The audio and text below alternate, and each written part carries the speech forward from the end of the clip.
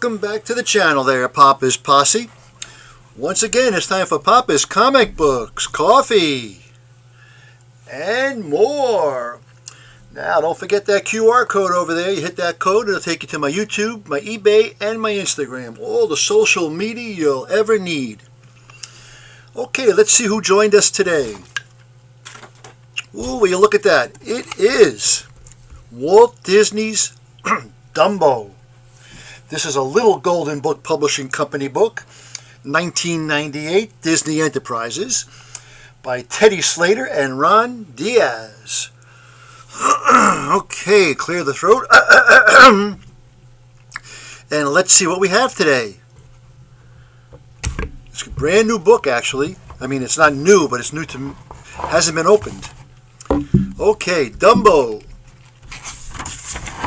And here we go. Dumbo, Mrs. Jumbo's baby boy, was the littlest elephant in the whole circus.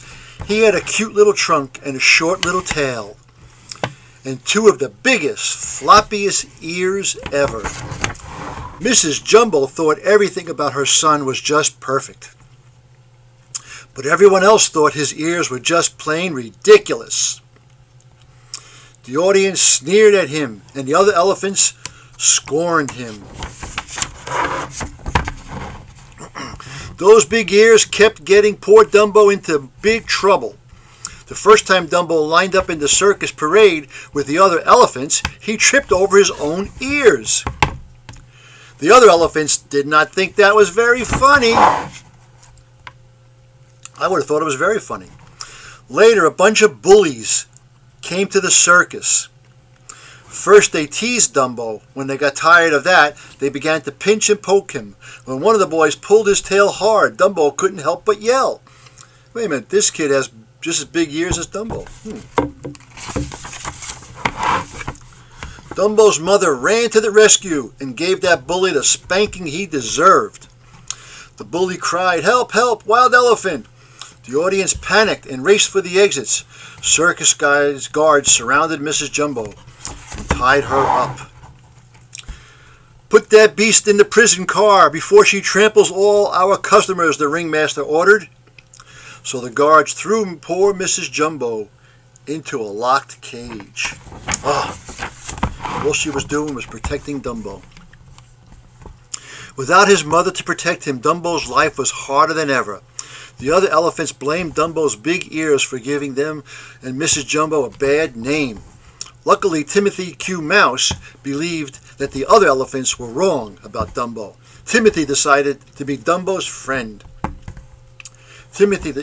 He would try to help Dumbo prove he was a good elephant. One day, the ringmaster decided to put Dumbo in a brand new act, the Great Pyramid. After the other elephants had formed the big pyramid, Dumbo would leap off a springboard and land on its very top. Dumbo practiced long and hard, but no matter what he did, his floppy ears kept falling over his eyes. Timothy took care of that. "We'll just tie your ears in a knot," he said. "That should keep them out of your way." All went well until the first show.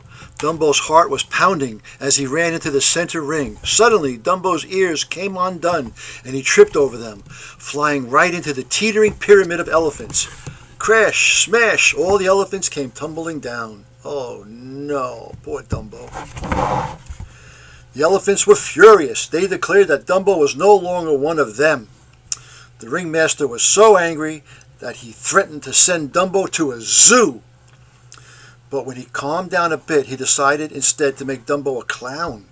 After all, the ringmaster thought, the funny-looking elephant would surely be able to make people laugh. The clowns made Dumbo the butt of all their jokes. They set off firecrackers under his feet, threw pies in his face.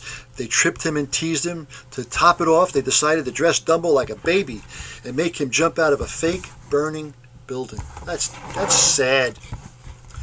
Dumbo soon found himself trembling on top of the fake building, while fake firefighters clowned below.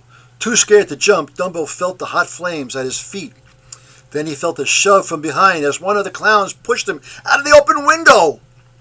Down Dumbo fell. Down, down Dumbo fell, through the firefighter's safety net, and into a tub of mud.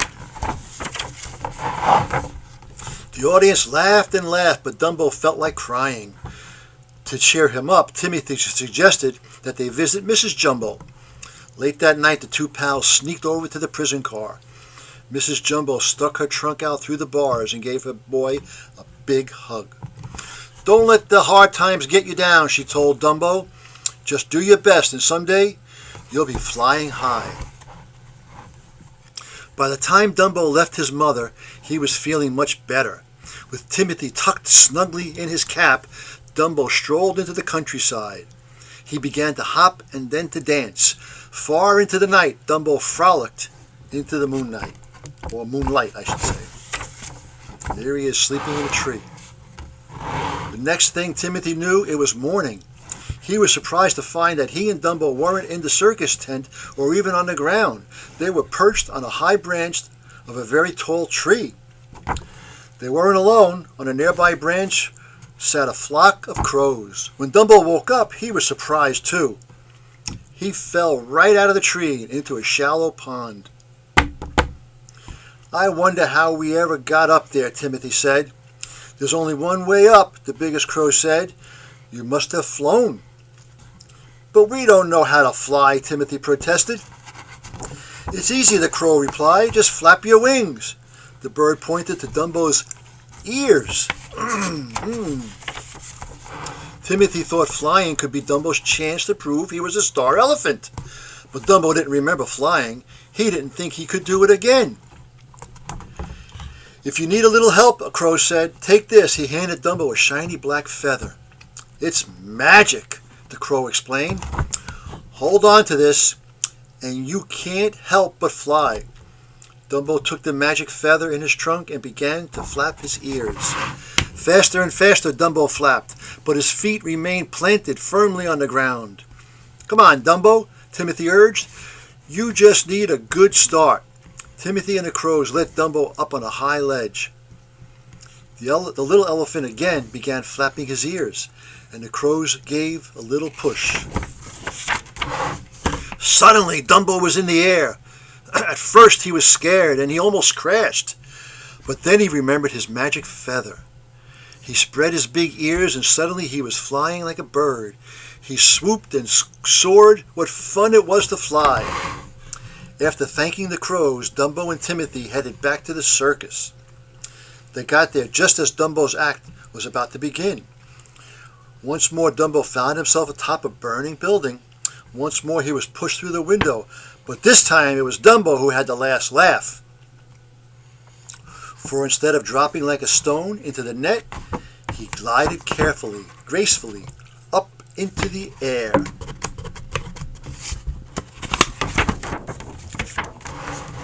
As the crowd gasped in amazement, Dumbo flew higher and higher. Upside down, right side up, the happy little elephant flew every which way. Dumbo was having a lot of fun. Suddenly, the magic feather slipped from his trunk and fluttered to the ground. Dumbo panicked and began to plummet after it. Dumbo would have crashed if he hadn't heard Timothy cry, "Come on, Dumbo! You don't need that feather to fly. All you need is your own 2 ears." Dumbo flew. His friend was right. Spreading his big ears, he hovered just inches from the ground. Then he gave a mighty flap, and soon he was flying higher than ever. From that day on, Dumbo was a star. The ringmaster changed the name of the show to Dumbo's Flying Circus. Dumbo got all the peanuts he could eat, plus a private car on the circus train where he could be with his mother. Now, all the other elephants tried to stretch their ears so they could be just like Dumbo. It was no use, for there never was and never would be but one flying elephant, and that would be Dumbo. Well, I hope you enjoyed Walt Disney's Dumbo. There you go. The Flying Elephant. That was a little Golden Book Publishing Company, 1998, Disney Enterprises. Now don't forget, if you don't mind, hit that subscribe button and like button down below. It really helps out the channel. Also leave a comment. Tell me what you thought about this book if you want to hear more. If they're in my library, I'll try to get it on for you, okay? And as Papa and Dumbo always say, that was easy. Until next time, Papa is out.